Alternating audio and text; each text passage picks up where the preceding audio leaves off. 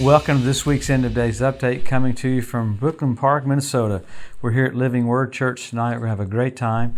We had such a wonderful time last Sunday in California. I said we were in Sterling. We weren't in Sterling. We were in Lincoln, California. Grace Life Church. We had so much fun. People are so hungry there.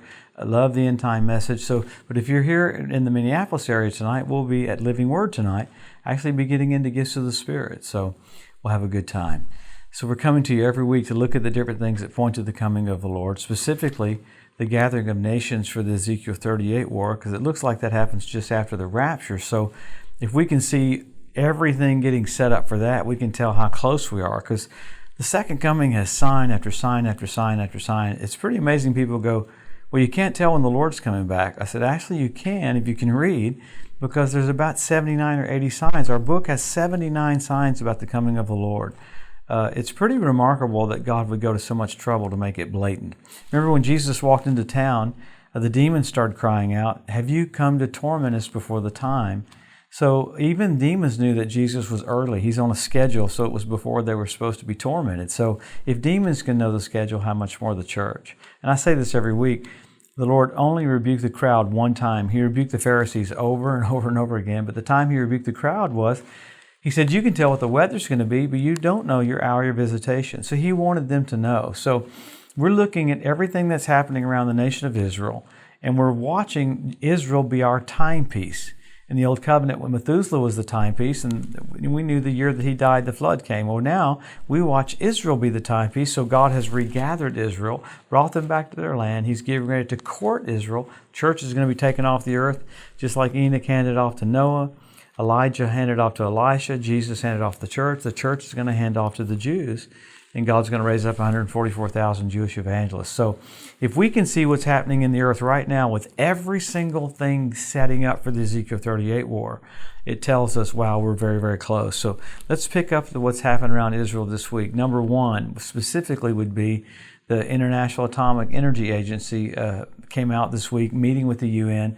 Man, you should see the PR work that Iran's doing to make sure they have nuclear weapons. Because the Atomic Energy Commission came out and said, okay, they've slowed down their production of enriched uranium, technically slowed it down, but this is what they also said. We have no way of even comprehending how much uranium they've been doing because of their brand new centrifuges.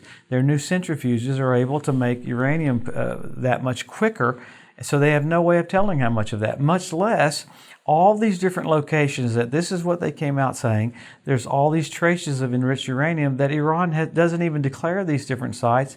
So there's sites that even they don't know about that are making plutonium and uranium for nuclear weapons, along with Iranian people trying to buy components all over Germany to make nuclear weapons trigger devices for even smaller nuclear weapons. So Iran's getting away with this because they want sanctions to be taken off of them. So the setup was, look how Iran is being so amazing and complying with the Americans.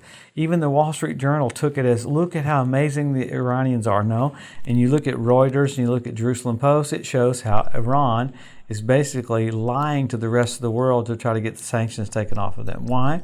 Because it's basically shutting them down. Well, there was a big meeting this week in Syria with Russia, with Turkey, with Iran. What was it? Those players trying to get America out of Syria. Why? Because we're trying to back Israel. When another cache of missiles comes down from Iran down into Syria, what happens? Israel has to bomb them in Damascus. Remember Isaiah 17:1 says Damascus will be removed from being a city. And I'm intrigued about all that happening all at once. And really the thing that kind of surprises me is the political landscape of Israel right now. Such a manifestation of Lucifer trying to push the nation to civil war over judicial reform. When people talk about judicial reform, they don't realize the reason why this is happening is the far left is able to change and move all these judges out of place to where the judges that they put in to bring law in are all so far left that they're radically extreme. I watch the things that they're saying every single week and how extreme it is, and I just laugh and go, 10 years ago, this would have gotten shot down in seconds. 5 years ago, it would have got shot down in minutes. And now it's not even getting shot down at all, to where the right is trying to the left is making the right look psycho. Like Netanyahu's a crazy man because he has a Bible study at his house every week. So you're watching irregularities when it comes to a political setup there in Israel. And then you look at the irregularities of the weather right now. You have all these nations that are having floods, mudslides, and horrible things happening. In India this last week, you had such a storm there that you had 61,000 lightning strikes in 2 minutes. So you've got some weird stuff happening all over the world. Along with that, I don't get into all the stuff that's happening with the asteroids and meteors and all the other stuff that's happening naturally. But you see a setup with North Korea. North Korea said this last week, we're getting ready to go to war with North America, with the United States. North Korea is forming an alliance again with Russia this week with an arms deal. America came out this week saying they're getting ready to make so many drones that they'll be able to rain on any nation with their drone technology.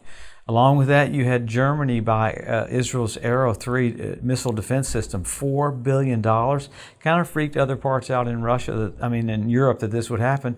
But Germany's getting itself protected because Russia's getting ready to take the gloves off, not only try to move down into Israel, but it looks like they want to take over all of Europe.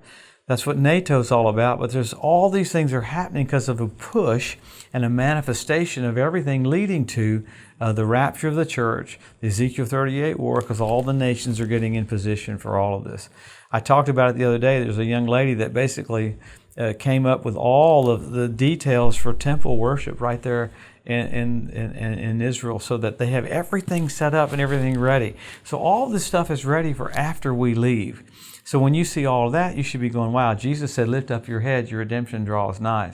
Along with what's going on with Iran, you had Israel caught some huge explosives coming through the border of Gaza, and another set of explosives coming through the northern part in Lebanon, and that was Israeli citizens that they got caught doing that.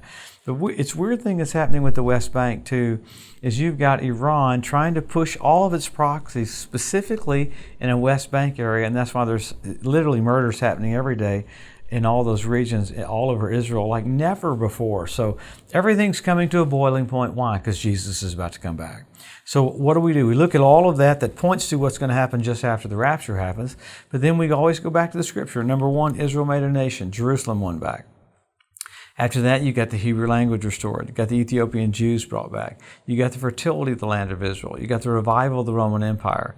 You got the Temple Mount Institute ready to start having sacrifices. You had foxes show up on the Temple Mount. You had fish show up in the Dead Sea. You had the Dead Sea turn blood red where Sodom and Gomorrah were. Pretty amazing. Happened on the Day of Atonement last fall. That's absolutely crazy.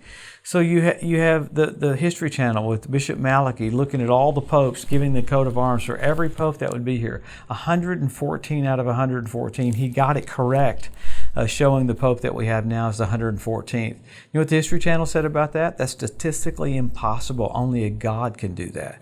Well, why? Jesus is just about to come back. You had Rabbi Yitzhak Kaduri prophesy that just before the coming of the Lord, Israel will be ruled by two Benjamins. Last year, you had Benjamin Netanyahu and Benjamin Gantz jointly rule Israel. So all these things are completely signs of the second coming. You've got men will be lovers themselves. We have selfie sticks. But you go from signs, there's so many signs. The predatory birds, 172 different species of predatory birds, amazing, showing up in the land. Be the cleanup crew right after the Ezekiel 38 war, then the cleanup crew for the Battle of Armageddon. So you've got birds in position, fish in position, Russia in position in Crimea and Ukraine. You've got Turkey along with Iran, literally Turkey fighting the Kurds right now in Syria. You have all this manifestation of war in Syria because it's literally getting ready to try to move down on Israel. Why is that? Because it's the setup. Jesus is just about to come back. But then you go from that to signals. You got signs, but the Bible says that the planets would be for signals for us. What do you have? Jupiter, Regulus, Venus came together, Bethlehem star. Jupiter was crowned by Regulus doing retrograde motion, formed a crown over it. because a king was born. What was the constellation Virgo? This last year, NBC Nightly News said we have a celestial event. We got the Bethlehem star, first time in 2,000 years. What was the constellation Leo? He's the lion of the tribe of Judah. Well, you go back from that, and you have the blood red moons. I mean, amazing. On Passover and Tabernacles, the Lord's basically saying from the heavens, I died for you, I'm coming back. I died for you, I'm coming back. 4 in a row. NASA calls it a tetrad. When's the last time you had 4 in a row on Passover and Tabernacles? 1967, when Jerusalem was won back. 1948, when Israel was made a nation. 1492 at the Edict of Expulsion, when the Jews were kicked out of Spain. So God raised up Columbus to sail the ocean blue. 1492, what did Columbus find? America, a safe harbor for the Jews. So all of these things are happening right now because the king's about to come back. What do? We help our local church, help our local pastor. We're involved. We don't fit church into our life. It is our life. It's a hustle mentality. Remember, all of this information is to show us how close we are because He loves you. He loves you. He wants to strengthen you. He wants to bless you. He wants to encourage you. As you see the finish line, you accelerate. I've never seen somebody in a race go, what in the world is that?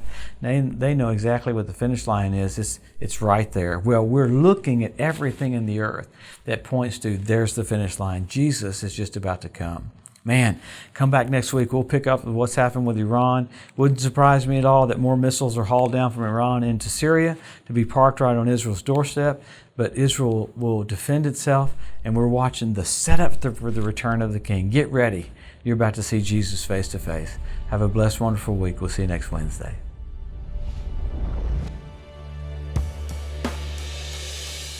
Thanks for joining us today at the End of Days Update. If you'd like to be notified every time there's a new post, just go to the EDU at josephmorris.com and subscribe to receive email alerts. If these posts and updates have been a blessing to you, please consider making a one-time donation to help get the message out, or even becoming a monthly partner with Joseph Morris Ministries. Thanks again for tuning in to the EDU, and we'll see you next week.